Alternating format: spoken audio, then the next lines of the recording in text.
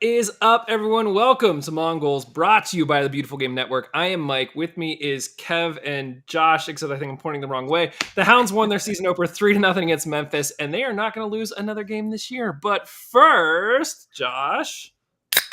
Ooh, Yeah, It's back. it's been a long off season, baby. All right. Now, that's a victory beverage still? That is a victory. Wrong way. Victory beverage. It's actually my very last one. I kept it in the fridge. Come on, Victory. Get on it. Send him another case. We need another case of victory beverages for our victory beverage. So what flavor is that? Is it any good? It's the classic easy drinking lager.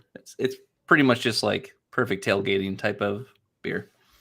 Okay. It's very smooth. Yeah. Josh, I can't help but notice that you're wearing sunglasses inside. What's going on here? I have all the stuff on right now of our membership package for the Steel Army. So I have this year's scarf. Steel Army scarf for the 2022 membership, and then also these sunglasses, which you can see. There we go. Steel Army on the side of them. Nice. Come in the membership package, and you also get a card, and we'll have more announcements about what the card will give you this year. But got some cool stuff lined up, especially with Bulldog. So, so that's good. Fun stuff.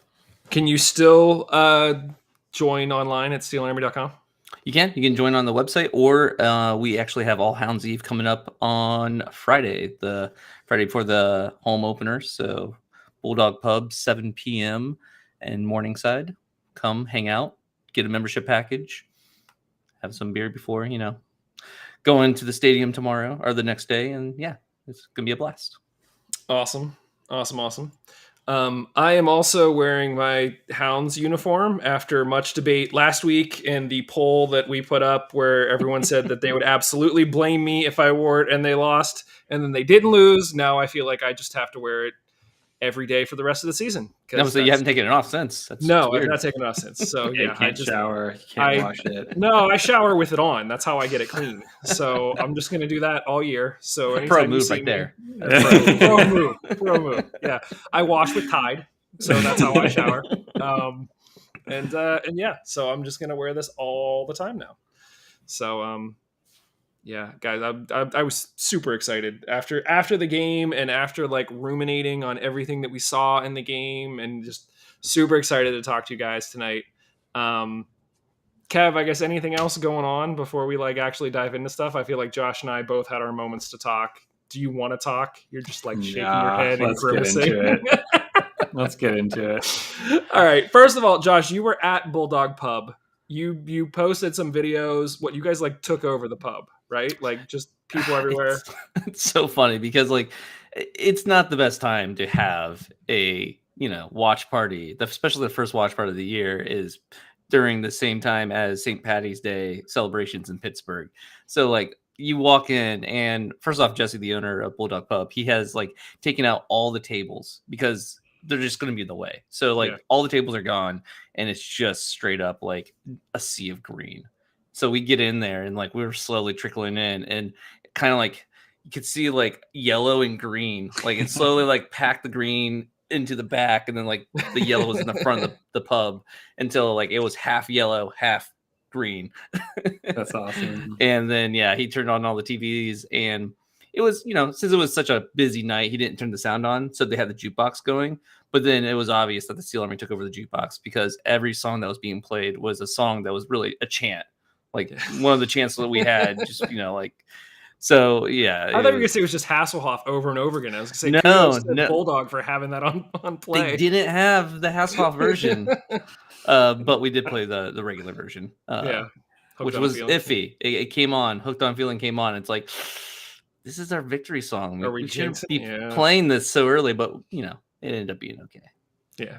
Well, good. You're good. Yeah, I'm glad to hear things went well there. There was another watch party at Mike's that the Hounds put on, which Danny Rivera was at. So that was interesting. Word on the street is that there were some visa issues that meant he couldn't travel with the team. So we'll see what that means, as the season continues to unfold. I mean, honestly, that's probably the best thing to hear that it's just a visa issue, Yeah. because it's not like he's injured.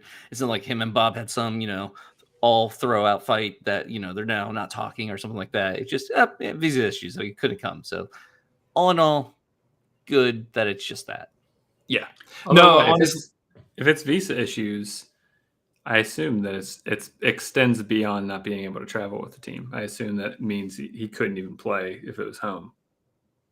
I assume so, because I can't imagine what the difference is between playing here or a different state in America. Right. So and the fact that he's in the country means it's not like he can't get into the country. So. Right. Hopefully it gets resolved. No, that was the one name that when they announced the team sheet, I was surprised wasn't in the starting 11, wasn't on the bench, so immediately thought, what the heck happened? And then you see him in the background of the picture at Mike's, and I was like, what is going on? And somebody said that it was a visa thing. So glad to hear that it's just that. Guys, we went to Memphis. Liz got the prediction right, 3-0 Hounds. We got goals from Dane Kelly, his 100th in the USL, so kudos to him. Russell Cicerone, shocker, and Albert Dikwa got the third. And so one of the things that I wanted to mention before we really get into it is I think in the past we've spent some time trying to do like deep dives on every one of these players that the Hounds sign or that's in camp or whatever. And I think one of the things that we've learned over the past few years is that a lot of that is a bit futile, because we'll get really excited about a player and then they'll never even make the bench. So I think what I was really excited to see was just sort of how this team lined up, how these players actually play when they get in. And I was not disappointed at all. So the Hounds rolled out what looked to be a 3-4-3 on paper. Based on average position, it was closer to a 3-1-4-2. So you had brand new keeper Chase Vosvik in goal, which we'll get to him in a second.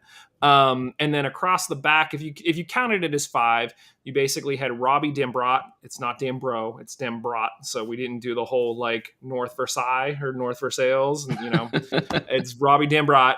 And then you had Jelani Peters, Arturo Ordonez, Shane Wheat, and Alex Dixon. Then in the midfield, you had Danny Griffin, Mark Ibarra, Kenny Forbes. And then up top, you had Russell Cicerone and Dane Kelly. And so once things started to actually get into motion and you actually look at the average position, you had sort of the 3 center backs at the back. You had Danny Griffin as sort of your holding midfielder. And then you had Dambrot, Forbes, Ibarra, Dixon across the midfield. And then you had Cicerone and Kelly up top. So guys, with that out of the way, let's get into takeaways. I came in, well, no, we're going to save that for a little bit. Josh, give me a takeaway. 1 second. I want to go back one thing.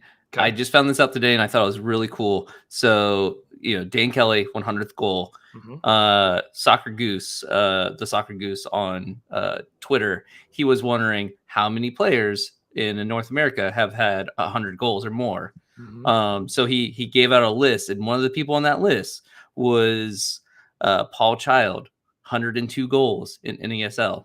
So it's kind of cool that, there's like only like 5 people on this list. So like Dane Kelly's up there now, tied to the Hounds. Paul Child tied to the Hounds. So that's pretty sweet. That's pretty cool, yeah. So what, Dane Kelly should just expect to have a stand named after him here after this season? That's the rule, right? You break 100 as a Hound, you get a stand named after you? I mean, it would have to be some other section, but sure. Right, that's all to the Hounds, Yeah, no, that's Paul Child's, but yeah. Yeah, we have that kids section that I don't think has an official name. That's all the way on the opposite side of the stadium so they can't hear the Steel Army, which is perfect planning, by the way. Well, that's smart. Okay, one game, one goal, and you get a stand named after you. You got an assist too. I mean, it wasn't just a goal, so Oh, that changes everything. Yeah, duh. It does. All right, takeaways. Yes.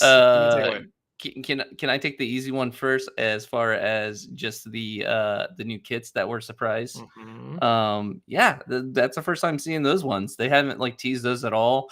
White kits with the yellow dots. I didn't even notice on camera. I didn't even notice the dots until I saw pictures after the fact, and I went, "Oh, there's like polka dots on those. That's cool." A polka dot kit, like we've never had some. I don't know. I thought it was interesting. I'm not usually a fan of white kits with yellow on them, just because it's like, well, like you said, you can't really tell, especially with the the quality of our video feeds, it's kind of like, you can't really tell. But in person, I saw some close-up shots of them, and they do look really nice. So. Yeah. The white with the gold shorts and the gold socks, I thought was just like, mwah, like that was awesome. And I guess these are technically considered our away jerseys, maybe, because there is an event tomorrow where they mentioned unveiling an alternate kit. So there might be another one that's coming out that Josh, we might be relying on you guys to take some pictures and share and let us know what you see. For sure. Yeah, no, I thought the kits were great. Kev, give us go ahead. I didn't even notice the polka dots until you said it, and now I'm like zooming in on photo. Yeah, it looks really cool. Yeah, I mean, I liked the of like the white, yellow. I thought that was a really cool look. It's pretty neat. Well, what we were talking about before off air, how I'm supposed to be the one to bring everyone back down to earth, right? Is this where I start? Okay, well then hold on. Maybe we should start at the top, and then you can bring us back down. Okay, don't start at the bottom and we work our way up. All right. So here's okay. A bunch of us have been chatting since the game, and basically what my stance is on this is yes, we were playing against a 10-man team for 2/3 of the game. Yes, it was against a Memphis team that was pretty not great to begin with, but I feel like especially for the season opener, there were signs and there were things that we were seeing that were extremely encouraging in terms of our ball movement, in terms of our communication. It was the first game of the season. There's going to be things that we're going to have to fix. But in addition to watching how we played and how at times we were very aggressive, we were very straightforward, you could tell that the guys that had been here since last year already got it. And then you look at a number of the new guys and you consider how they're contributing. You look at Mark Ibarra, basically rookie right out of college, stepped right into that midfield, was making simple passes with Griffin and with Forbes and just moving the ball, making it look effortless. You had Chase Vosvik, who, hey, welcome to the USL. In your very first game, you have to face a Pen, which you save. You have Arturo Ordonez, who Steve had mentioned looked like the second coming of Joe Greenspan, and he wasn't wrong. Like, literally, you have yet another rookie who is your center back that's running the show in the center of defense. And then on top of that, you add in Dane Kelly, you add in what we already know from Cicerone and Dixon, and all of the guys that then subbed in. This team is so deep. I thought that the players that came in off the bench, first of all, did extremely well, especially considering for many of them it was their first game, right? This game alone had 5 rookies that had never played pro soccer before that Lily was giving minutes to. So that's huge. You had Ibarra, Ordonez, Vosvik, Dos Santos, and Sims. So good on Lily for making that happen. But then you have players that weren't even on the bench. We have Danny Rivera, who we just talked about, wasn't even on the bench. Luke Biasi, who is super highly rated. Jesse Williams, who is another center back. You had Luis Argudo, who he's the Columbus guy who played in the MLS for however many years, who are working out of Visa with. You have Wyatt Borso. This team is deep beyond deep in a way that I think Lily has always wanted. And the way that we controlled this game, yes, it was 10 men. I get it. But there were signs of maturity with this team that it wasn't even close with Memphis. And I think that Lily's going to have so many pieces that he can play with and plug and play. And you want to talk about bringing guys off the bench that can actually make a difference in the game and change the game. Literally, guys not even on the bench who would be starting for other USL teams. And so to see this team go out, first of all, scoring the way we scored, I think we can easily score 15 to 16 set piece goals this year. So like one every other game. When you have players like Kelly, Peters, Wheat, Ordonez, all of that height, all of that hops that can easily go up and get headers into the net or can deflect them like Kelly did for Cicerone, like just like sky's the limit here. Like I made the comment. And, again, this is like full hype train. I made the comment that, like, I really want to sit and try to enjoy this season and next season with this team because I think especially with some of these younger guys, they're not going to stick around beyond next season. Somebody else is going to pay them more money to go play somewhere else. This feels like the Rochester team that Lilly took all the way to the finals, and then they all sort of split up because everybody wanted a piece of them, and then Lilly's been chasing that ever since. I think he's finally got it. So, Kev, talk us down. This is good. This is good. Go to Josh. Josh, do you have any immediate reactions to that? I mean, just the attacking power of this team is just ridiculous. And looking at the goals in this game, I mean, I will temper a little bit of what Mike is saying just because of the fact that just a little bit, we were playing a man up during all these goals. So it is a little bit kind of like, we're playing Memphis, and they're not exactly a world-class team, and they're playing a man down. So it is, tempered here, but you can only play the team you have in front of you. And, it's not like we didn't give them a chance to score. They had a couple of chances, some good chances, and they had a PK. So it's not all, sunshine as far as the way this team looked. Defensively, there's a lot to be, talked about here. But offensively, I mean, you can't really argue. Like 3 goals, even being a man up, that's fantastic. Different goal scorers. Dane Kelly shining here, though, like just showing how much of a presence he's going to be this year with not only his goal, but the assists. And it's just, man, that's awesome. And on top of that, having still Cicerone and having people like Dixon who can come in and like, it's just Dequa. It's crazy. I think heading into the season, I think we were all sort of salivating a little bit that Kenny was going to have all of these players in front of him. That's still the case. But I mean, early on in this game, it was Dixon that was totally capitalizing on it. I mean, he was making dangerous runs. He was making crosses in the box. He almost got his own goal towards the end. But to have Kelly and Cicerone in front of him making runs and plays, and he got the assist on Kelly's goal. He got the assist on Dequa's goal, which the assist there, I mean, literally, if he played that ball in front of the defender, there was no way Dequa was going to get it. So he intentionally played it behind Dequa, knowing he would have to stop. And Dequa still buried it. I mean, how many times have we talked about Dequa, like, burying goals and looking like a world beater? He's coming off the bench. Like, I can't remember. What side of the Dequa fence were you on? Did you like him or not like him? It was you. Oh, he's the best. He was the best. I can't even remember who we were comparing him to at this point. I never said I didn't like Dequa. I said that I just thought the other guy was better. And I can't remember who the other guy was. That's how the USL goes. Got it. Yeah. So, Kev, we're all aboard the hype train. Are you gonna like jump on as the caboose is pulling out, and we're gonna like pull you in, or you? It was no. Mensa. Look, okay. Thank you, So Steve. so I don't really want to go into like a monologue. I don't think that's fun for anyone. So I want to kind of like break this down into piecemeal and like have conversations around stuff. I'll start. I mean, yeah. I didn't know what to expect with Dane Kelly, and I was extremely impressed. I thought he was everything I wanted like out of a player like him. I think his movement was great. His touch was great. He's clinical. He gets his first. I think that was his first chance in the game. Buries it, and not just buries it, but the touch he has to make to kind of neutralize the defender and then go one-on-one with the keeper was great.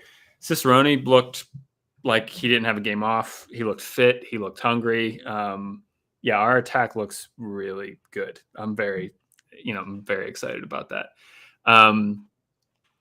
Dixon, Dixon's great. I love him so much. I feel like he's wasted at right wing back. I feel really, because especially in this system and in this formation, you really need your wing backs to be your width for the entire field, like in attacking and defense. And so they just have to be doing shuttles, like just up and down, up and down, up and down, and just give you width. And I mean, Dixon's great at it. He has great pace. He has great delivery. But at the same time, it's like, well, okay, like you're getting really top heavy if you really want to like put him in a front three with. So I don't know what the solution is. I just feel bad because I feel like on some level he's being wasted and there were a few times where we were trying to counter in transition and we really needed someone up there and he was just tired and he did shuttles back and there wasn't width and we had to hold it up and we lost it and blah, blah, blah. We had this conversation a little bit last year where it was the same thing where it's like clearly Dixon has a ton of talent, and you saw towards the end of the game, I think it was when we brought Sims in. Sims took his spot out wide, and so then they moved him more central, and that was when he almost scored. And again, we talked to him in the offseason and we said, you're the fastest player on the team, right? And he said, no, he was the second fastest. When he turned on the Jets there at the end, I was you're the fastest again, dude. Like he just switched it on. But to your point, like if you're going to use him in that way, he's that utility player that like, you can play him up top, but like, he can also distribute the way he was. So, And so I think that combined, I mean, maybe Rivera comes in and solves a lot of these issues, but I think, we might have some weakness on our wing backs. I mean, I think, they get a chance after, I don't think it was on Dambrot's side, but I don't think Dixon was playing in that position either anymore. But I remember Memphis got a chance where like they were just kind of one-on-one with our wing back. I think it was like was it Dos Santos? Was that his name? It might have been. It was towards the end of the game. Yeah. Which I don't want to, I get his position that he's in. But it felt like the Memphis guy just kind of went one-on-one with him for like 20 seconds and just like held him off and just kind of dribbled through him and then just put a cross in. And like they almost scored off of it. And it was just 20 seconds later, he tried it again and Danny Griffin knocked him to the ground. So yeah, I mean, that's the difference. So I think we, while, 3 goals, it's great. We get the shutout. I still think we, as to be expected, and it sounds, but like I think we're still very raw. I think there's, we were, it's almost like, it's like we just go like straight at like the opposition, right? And then like, oh crap, if they just move like a little bit over, we're like, we don't know what to do. Like, and they just kind of move around us or draw a foul. Memphis was really good about drawing fouls, and it just felt like this was Memphis also, to be fair. It's just like the entire time the two teams were just like, their bodies were just running into each other and they were forgetting they can just kind of put the foot on the ball and just move it to the side. And it was, so I think that, and like, just, this is the last comment I'll make and then I'll pause, but like, organizationally, and I expect this to be solid in training, but there are times when, when with our back three, they just weren't destroying, like, one of the midfielders would be under pressure and they'd look to kind of lay it back off to the center back. And it would just be a weird, and like, they wouldn't read it and the ball would go off and then they would need another 2 seconds to get under control. By then Memphis is pressing and then we just kick it up and waste possession. And so I think that there are things like that were, so I'm taking that coupled with Memphis misses a pen. I mean, our keeper saves a pen, which is, important. They don't just miss it. But on another, expected goals for pen, you could say Memphis, might have scored on the pen. They have at least one more chance where it was kind of a good chance where they could have scored. On another day, it's 3-2, even while being a man down. So, I think while we were the better team, and I think we probably would have been a better team over the course of 90 minutes, even if it was 11-on-11, 3-0. That's the thing. It doesn't flatter us, but it kind of flatters us. It's a weird thing to talk about, but yeah. Okay, here's my thing. The whole, you're right that there was a lot to be desired as far as the gelling. Like the team did not gel as good as it could. But the fact that we won 3-0 when we're not gelling all that great means the potential for this team, the ceiling for this team is so much higher than anything we've seen probably in the modern era of the Hounds. Like, period. Like, this is the potential for this team. If this is their floor right now, the first game of the season, not really gelling that well. There's issues, and we win 3-0. Like, I don't know how you can be like, I don't know, we're not looking great. It's like, no, we're looking pretty darn good for the first game of the season, especially a Bob Lilly team that usually starts out a little bit slow.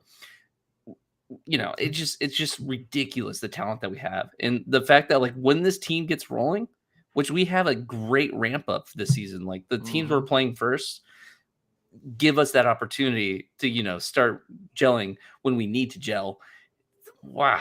Yeah. I'm super hyped for this year. Like this game did have issues, but there were issues that I felt like we have solutions for, and we have a plan to fix this. Like, I gotta believe Bob obviously saw these things, and like they're fixing these issues because they're not insurmountable issues. They're things that we can fix, we will fix. And what this team could be this year, it just blows my mind. I think that right there is why I'm so excited about this team. When you look at the stats of this game, especially the fact that they were down a man, like the stats on paper, it's like comparable, like in terms of shots and possessions and all of that. And so when you would look at that, you would go, that's not great for the Hounds. But the fact that it is literally the first game of the season, there were so many bright spots. And maybe this is, maybe part of this is just sort of my own not knowing these new players well enough to be able to make a judgment on them prior to this game. But I think the eye test for a number of them, it blew me away. And so Kev, you mentioned when Rivera comes in, where does Rivera come in at? Do you take out? He's played in midfield. He's played out wide. I mean, I guess you could make the argument that Dambrot could come out because he just isn't as experienced. Yeah. But there's talk of him playing in midfield. I don't think Mark Ibarra did anything to warrant going to the bench. You're go ahead. No, if you feel differently, by all means. And that's, I think, in this in the way Bob wants to play with this, I don't think the midfielders can shine. So I want to lay that groundwork before I say anything. I think the midfielders have a good game when they don't get sent off and they break up a lot of play. And I think that's good. Mm-hmm. That being said, I mean, and this kind of goes for Griffin as well. To me, they kind of just, the game passed them by a little bit. I thought we never really got control in the midfield, even when we were down 10 men. I mean, by the end of the match, we're defending and putting 11 guys behind the ball. And, that's kind of like, all right. So, yeah. So, I don't know. Ibarra, while he didn't do anything bad, I wasn't like, okay. Nothing really stood out for me there. I mean, maybe Rivera can come in there. Yeah, I mean, I didn't see enough. I mean, Kelly Rosales came in at the end, but I mean, it was a cameo, and I couldn't really judge anything based off of that. But yeah, and I agree. If this is our basement, great. Really good things to come. And yeah, at the end of the day, it's a 3-0 win away from home, first game of the season. This is all really good. Yeah. I don't want to suggest that it's not, but yeah, I think there's a lot to work on. And in some ways, I think we won 3-0, I think mainly just because we have really good guys who can put the ball in the back of the net, in spite of playing against Memphis 10 men for, 60 minutes. And I think, so that's kind of all right, well, so that's my only thing. And also, by the way, I think Memphis could have went down to 10 men 2 minutes in. I think there was a challenge from their right back or whatever, who came in straight red. I call 2-footed. Yep. Yeah, 2-footed studs up. In the air, studs up. Yep. Yeah, and I was like, that's a red. So yeah, I mean, they kind of got away with one too. But I'm sure if it would have been 30 minutes in or second half, that might have been a red. But 2 minutes in, I'm sure the ref's I don't want to change the game now, so early, Yeah. But yeah, so I think there's a lot of the raw resources there to have a really good team. I think we are deep. I really like the talent that Dane Kelly. Cicerone didn't drop off at all, neither did Dixon. So yeah, I think there's a lot there. But yeah, Bob just needs to get them in shape. I mean, look, we've gone from, basically each season we sort of judged starting 11, who's your first one in. I feel like this season we're not even going to be looking at the starting 11 each week. We're going to be looking at the bench and questioning why was this person left off the bench? Because we're just so deep that what are you going to do?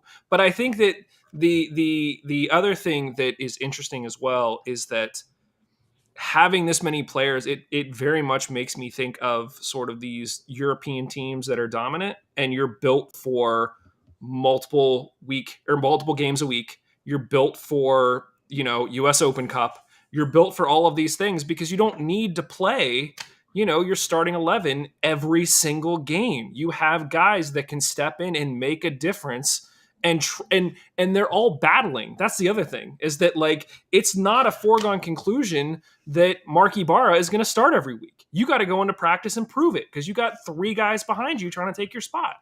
So I will say, I mean, I don't want to see 5 rookies playing every game like that.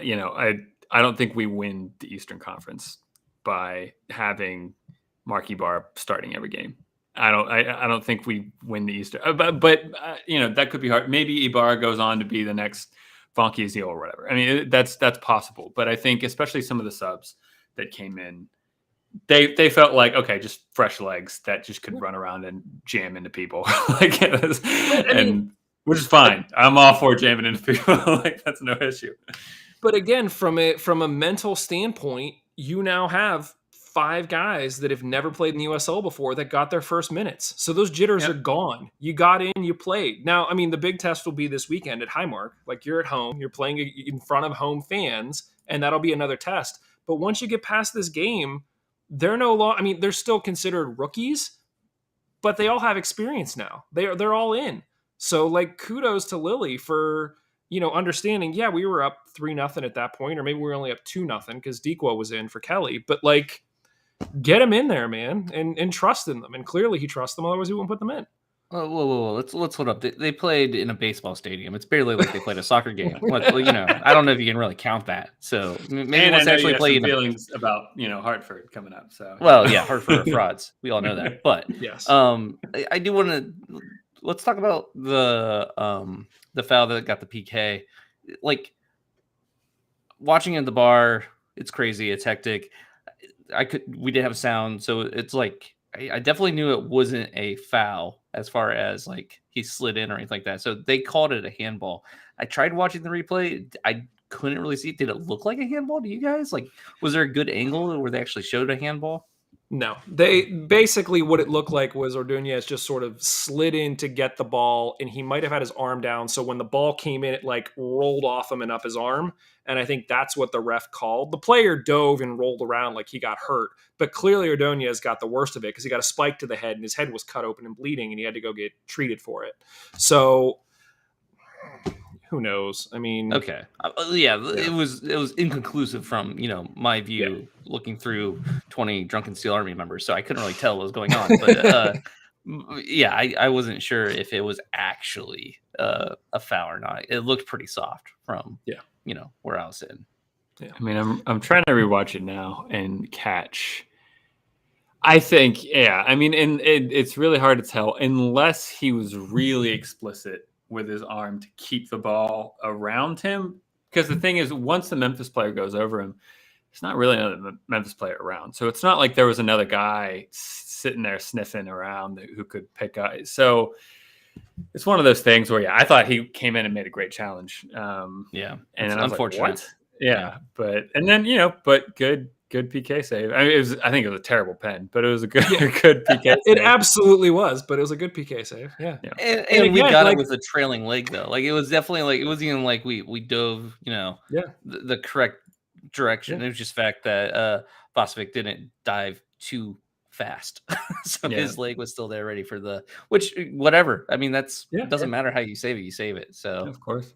But I mean, you want to talk about experience again? Here you go. He's a rookie, very first game, saves a pen. Like, you want to talk about confidence and like what that's going to do for the rest of the season? Like, forget about it. So, one thing that for those who sort of watch the games on TV, I tend to tweet live reactions, so they don't make any sense. Like 5 minutes after the events happened. But there was a number of us that were sort of railing against the announcers. And for whatever reason, I completely just blocked out the fact that USL announcers are terrible. So I think it was about a third of the way through the second half that I just muted them. I was like, I'm done. Like, I'm not going to listen to this anymore. They clearly were trying to be the 11th man for the team, like, and like pointing out, like, oh, that's a red card, right? I was like, I'm done. Like, I'm not muted. So, I mean, they were Memphis announcers, right? Like, it's not that they were yeah. USL announcers. Power to yes. Memphis though. Because I wish we had Pittsburgh announcers. And that's still something that I don't think we're going to have this year. I think we're going to have the stock USL announcers doing our announcing. I mean, but look, these guys, even early on, they were like, Pittsburgh's a really good team. They got knocked out in the playoffs last year by COVID. Oh, what? like, how do you not know? Like, you're talking about two teams that you had to focus on one game. Two teams. You didn't know that Pittsburgh didn't play their game, that was a big deal. And just be like, oh. To be COVID. fair, Memphis has not faced us since 2019. Like, we've not existed in Memphis's sphere. Do your homework, man. I agree. Geica wouldn't have made that happen. Geica would not have done that. So, yeah. Shout out to our buddy Matt Geica. So, I think what we're going to do, and I was joking about this, but now I might legit actually do it. I'm going to start keeping track of how long I go in games before muting the announcers. And so whoever makes it like all the way through a game, they'll get a special shout out, and like we'll tweet out to them like, "Great job, we made it through the whole game." But I might like create a spreadsheet, and we'll just see like who's actually the worst based on how long it takes to mute them. So Josh, you weren't missing anything by not having audio in the pub. Yeah. It was a good time. I'm fine not listening to the announcer, especially if they're homers. So it's fine. Yeah, it was really, really bad. So. I mean, guys, like we could break down each one of these goals. We could really get into it. I think that I don't know, at least for me, part of what I liked about the goals is in a lot of ways they felt like not spectacular.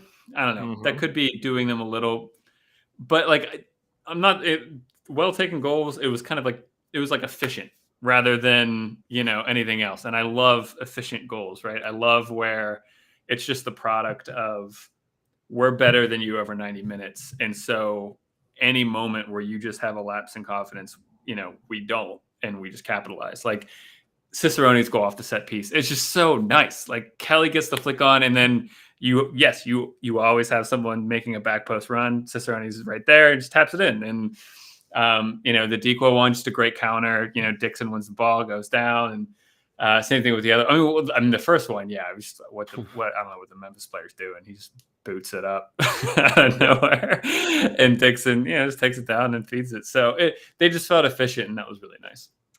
Who also likes efficient goals? Bob friggin' Lilly, man. Like he's we've had this conversation.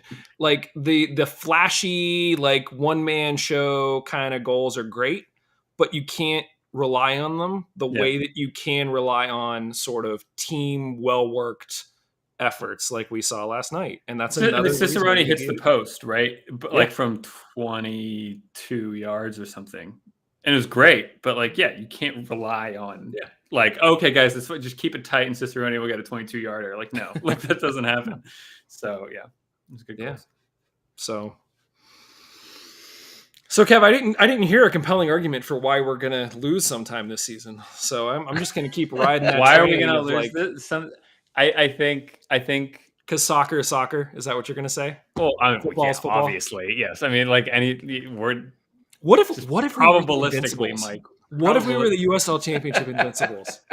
What if? Let's not set the bar that high. I just if? want to win everything. I don't need to win every game. I just want to win. I'm not saying we're going to win every game. I'm just saying we're not going to lose. I think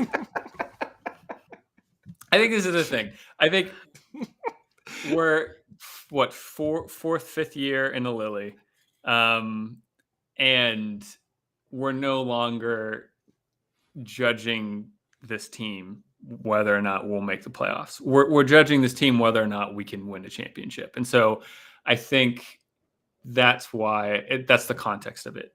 Yes, when we go away to Memphis, who's down 10 men by 30 minutes, okay. But if we go away to Louisville and they have a full 11, is that performance enough to walk away with a win and like for us to have played better than Louisville? Arguably not. I mean, so it's. I don't think it was the complete performance in that way. I think we have a lot of work to do. But I think for me, one of the best things is I don't see how someone can have a better attack than us this season. And like I'm super happy about that. We said last week, we sort of went around and said, what is the bar for happiness this season? And I think that I said, if we win the Eastern Conference, honestly, and Kev, we had this whole dialogue about like you go into games just hoping you don't lose. Yeah. I'm just like, after seeing what I saw this week, I'm just excited for every friggin' game, man. Like I can't wait to see what the hell happens. Cause it's just like, it's gonna be crazy fun times, but like not I mean, hopefully not the whole like 5-4 games, but like I'm into that. I'm all right. I mean, it just, yeah. And Liz, to your point, she just said, hot take, first game of the year isn't perfect. Yep. Yeah, it's not. Yeah. And that exactly is why I'm so excited, is because that game was not perfect. And there were still so many signs that I'm like, hot friggin' dang. Like, if this team hasn't clicked yet, whew, look out. And like, not to mention, like, plenty of times in the past, we see it time and time again where a game you should win, you don't win. And like, this was a game we should win. And like, being up a man against Hartford, it's a game we should win. And not only did we win, but we won 3-0. Hartford has still never scored on the Riverhounds. Memphis. Sorry, Hartford. You're bad. jumping ahead. You're really excited about Hartford. It's okay. Yeah. It's all right. Memphis has still never scored against the Riverhounds in like, what is this now, 3.5 games? So yeah. Well, listen, that is what we think about this team. You guys obviously have your own thoughts. Let us know what you think. We're happy to have the conversation. Anything else about this game? Anything else about these players that you guys want to talk about before we sort of turn the page, put it behind us, and start looking ahead to everything that's going to happen here this week? I mean, I would say near perfect result, and solid performance. And I think that's great. It's an away game down in the books, and we move on to hopefully another win. As Steve pointed out in the chat, the Hounds were the only team to go away and get 3 points, in addition to the shutout this weekend. So another little feather in our cap, which I don't know why we still use that phrase. Nobody puts feathers in hats anymore. We should start doing that. Idioms, they're everywhere. Thanks, Go. Is that an idiom? I don't even know. I think it's an idiom. I don't know. Right. Yeah, I just want to say it's an idiom, you idiot. So next game, turning the page a little bit, is the Hounds home opener against Josh, your favorite, Hartford, Saturday at 7 p.m.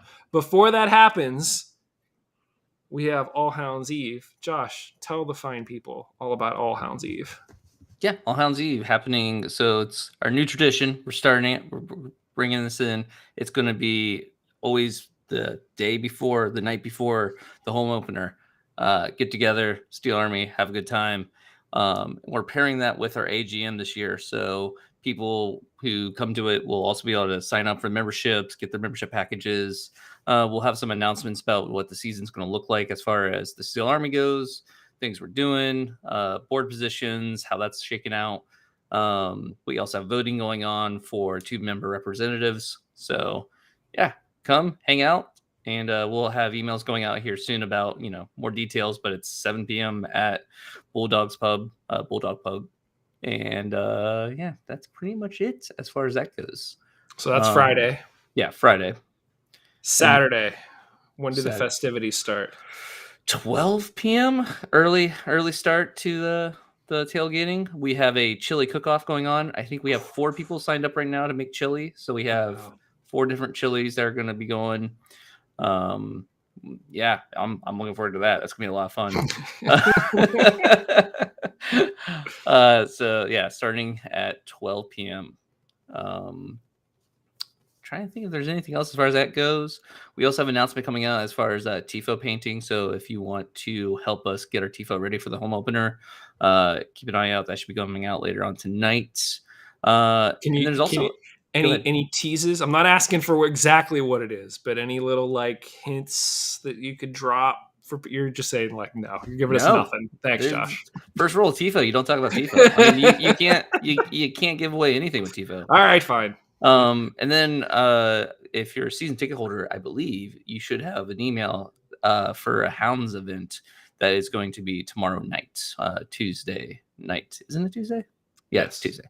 Yeah. So Tuesday night, there's something going on at the stadium. I think they're going to announce the other jerseys and get to talk to Bob, get to talk to Tuffy and the players. That's always a fun time. I'm telling you, you get in a circle with Tuffy and Bob, and they tell you everything. Like there's no filter. Yeah, I love talking to those guys. Any guesses as to what we might see jersey wise? We just talked about the fact we obviously have the home gold and black horizontal stripes. Mm-hmm. We've now seen the white with the polka dots as the away. I'm assuming it's the away. I don't think they would open the season with their like third special kit. Yeah. So wild guesses as to what we might see as a third kit. What if it was this?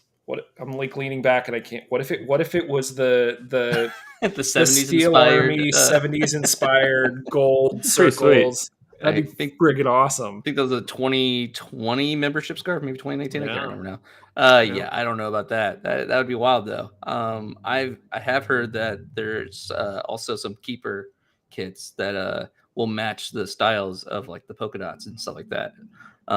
So there's a lot of kits to be revealed yet.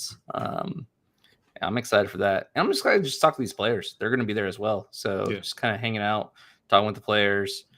Yeah. Also, this is another announcement that is not on the agenda, but if everyone remembers Danny Earls. Who? Danny Earls, the legend. the legend. Enforcer. Yes. He just came out with a comic book. What? Yeah, he's an artist. Like, if you've seen his art is fantastic. I knew he was an artist. I didn't know he had a comic book. Yeah. He's been working on this comic for like at least a year. He's been posting like images of it on his Instagram for a while now.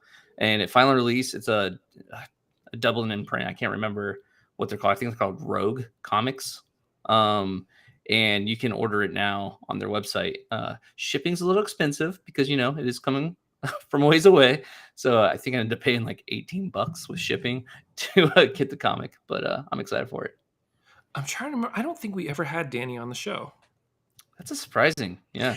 I got insight on because a while ago, Riley, my wife's dad, was doing like an interview podcast thing in Pittsburgh, and he interviewed Danny Earls for like an hour. What? And yeah. He interviewed Danny Earls in like a studio, and they just chatted about his like history and his upbringing and his art, and yeah. We gotta dig that up. Like, is it still online somewhere? Can we find it? It has to be. I mean, if it's not, I'll just like text him and be like, "Hey, send me the MP3." All right, Kevin, that's your homework. You have to get us a link to listen to the Danny Earls podcast because that'd be fantastic. We'll tweet that out, and we should try to get Danny on the show. It'd be interesting to get his commentary on like what's going on with the Hounds now that he's like somewhat removed. And Josh, you guys have had him do like, didn't you commission some stuff with him?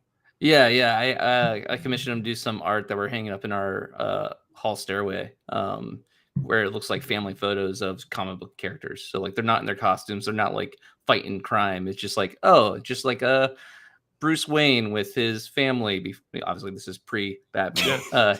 Bruce as a kid, and you see Alfred in the background. And then we actually did one for Sandman. You have all the Sandman characters in like a library, and then Umbrella Academy was the other one because we wanted to like have this all like themed wall going up the stairs of family photos. Yeah, that's awesome. Yeah, comic's called Hellfire, by the way. Hellfire. It's about a historical mansion that burnt down, and like there's all these legends about like how the devil went there and like played a game of cards and he lost, and that's why it burnt. Like, yeah, it's a really cool idea. So check it out. Nice. Yeah, I'm definitely gonna check it out. Let's talk real quick, guys. So we talked about the festivities leading up to the game. Hartford comes to town Saturday night, 7 p.m. Hartford has not played yet. They got a bye in the first week. So their first game is going to be at Highmark Stadium. During our second game, is there any world? This feels very cocky. Is there any world in which Don't do Hartford this to wins us. this game? I mean, of course there is. There's obviously a world where this could happen. Like you never know. It's soccer. It's the jitters and all that kind of stuff as far as playing at home and a lot of new players and just getting used to the field. Like there's plenty of reasons why it could go badly, but I think we are in a great position and we should be confident. We should be cocky because we deserve it. Now the players should obviously, put head down, get the job done. But yeah, I'm feeling pretty good. Yeah. Kev, what do you think? No, same. I'd echo everything Josh said. I will say, I mean, like I think every year I have an inclination to say, yeah, Hartford suck. But what I mean, like when they had Dixon, I think they beat us at least once with Dixon, if not twice.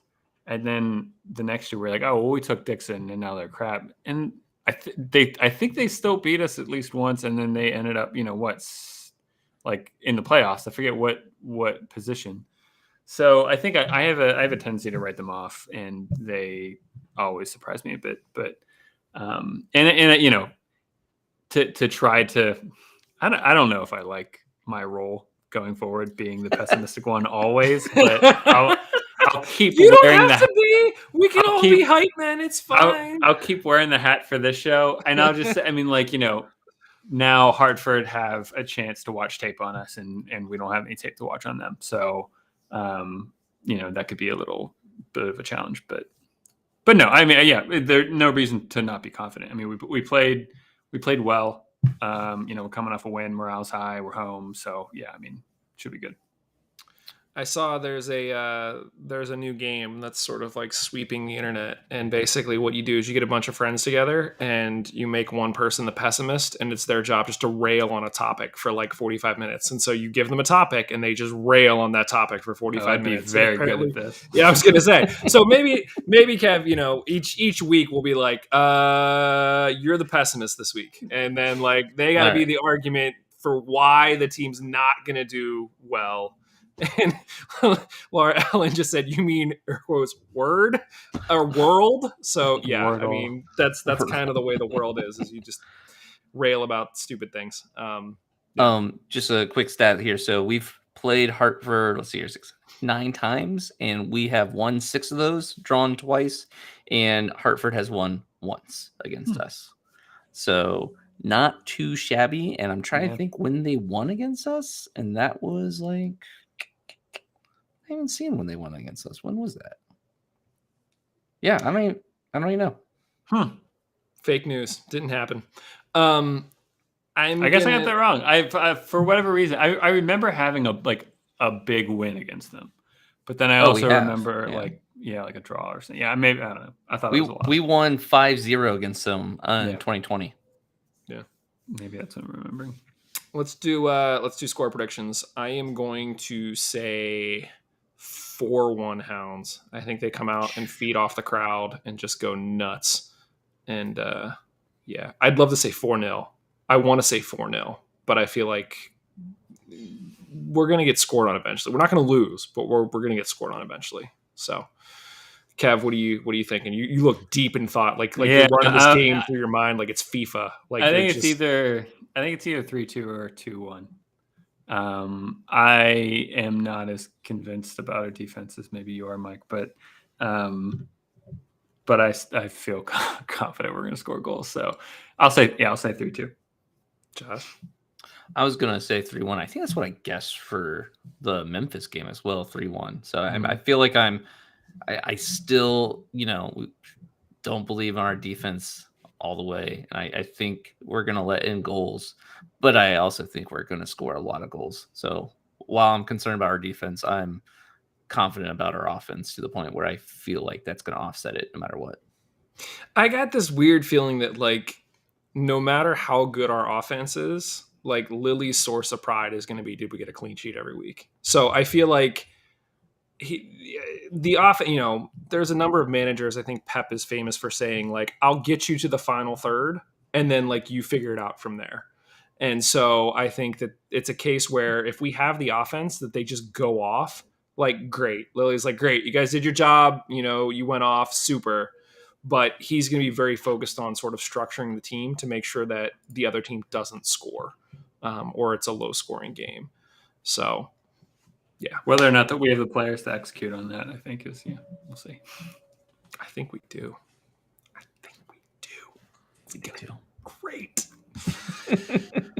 Oh, man. All right. Well, that's what we think about this game. Obviously, you guys let us know what you think about this game. The good times are really going to roll all week. We mentioned there's the special event tomorrow. If you are a season ticket holder, make sure you get to Highmark Stadium. Be there, support the guys, check out the new kits. Josh, I'm going to have you take a picture and send it to us so then we can tweet it out and share it with the world. So I'm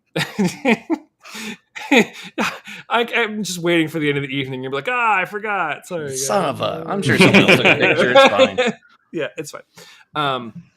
So that's going on tomorrow. You have All Hounds Eve on Friday. You got the tailgate on Saturday. We got the game on Saturday. It's going to be a crazy. Look, you have Pittsburgh Soccer Now that's doing shows. You have Houndsy dropped 3 shows last week. So like no shortage of Hounds content out there. Tons of awesome stuff going on. Like, it's just enjoy the week, everybody, because it's going to be great. Josh is going back into Joe Cool mode. Was Joe Cool a 90s reference? I feel like that was like a lot earlier than 90s, but I don't know why I pulled it. Camel? Like the Joe Cool was the wait. Joe Cool was the Snoopy, camel, the Peanuts. but Snoopy was also Okay. Joe Cool. Yeah, I was saying that was a bad time. What are you talking about? Yeah, let's advertise cigarettes to kids. Yeah, Laura Allen already called me out for not keeping it PG. So yeah, apologies there. So yeah, awesome stuff. Thank you everybody for listening. Thank you guys for joining as always. Weekly reminder that Black Lives Matter. We are proudly part of the Beautiful Game Network, which is home to more than 100 volunteer writers and podcasters covering local soccer. Help us all keep doing what we're doing. Head over to bgn.fm and click the donate button to help us cover expenses. And thank you for your support. And thanks everybody. As always, we will talk to you very, very soon. Cheers. Hartford or frauds.